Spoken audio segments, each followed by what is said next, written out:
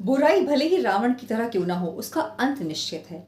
ऐसे ही आपके अंदर जो रावण है, जो इंसानों के अंदर रावण है, उसको जला दीजिए। यही इंसान के पापों का प्रायश्चित है। तो आप सभी को विजयादशमी की ढेर सारी शुभकामनाएं। इसे विजयादशमी क्यों कहा जाता है? 9 दिन जब माता रानी की पूजा कर लेते हैं तो 10वें दिन रावण का वध किया था भगवान श्री राम ने, क्योंकि रावण का वध करना बिल्कुल असंभव सा था, बहुत मुश्किल काम था उसे मारना, तो उस पर विजय पाई गई थी, है ना।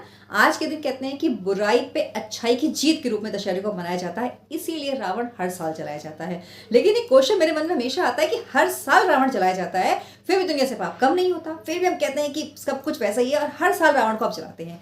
क्यों जलाते हैं? क्योंकि आप रावण को नहीं जलाते, आप सिर्फ उसके पुतले को जलाते हैं। आप एक काम करके चले आते हैं, भाई रावण दशहरा था, रावण को जला दिया, काम खत्म। ऐसे बुराई कभी खत्म नहीं होगी, ऐसे कभी पापों का अंत नहीं होगा। अपने अंदर जो बुराइयां हैं उसको जलाइए। काम, क्रोध, लोभ, मोह, लालच, एंजाइटी, आजकल के टाइम में बहुत एंजाइटी बढ़ गई, तो ये जो पूरी चीजें आपके अंदर हैं, जो दुर्गुण आपके अंदर है, इनको जलाइए।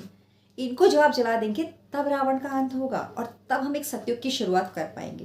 रावण बहुत ज्ञानी था, बहुत बड़ा धर्मात्मा था और कहते हैं कि उसके अंदर बहुत ज्ञान था अथाह ज्ञान भरा हुआ था।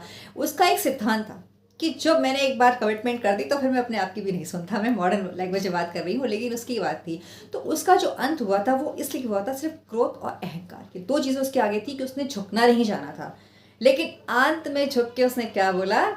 जय श्री राम। तो आप लोग भी अच्छे से दशहरा मनाइए। आप सभी को दशहरा की हार्दिक शुभकामनाएं। लेकिन बुराई का अंत कीजिए। आपके अंदर जो बुराइयां हैं, आपकी जो समाज में बुराइयां फैली हुई हैं, इनका अंत कीजिए। तब भी हम सही मायने में दशहरे का मतलब जान पाएंगे और अपनी जनरेशन को समझा पाएंगे। धन्यवाद।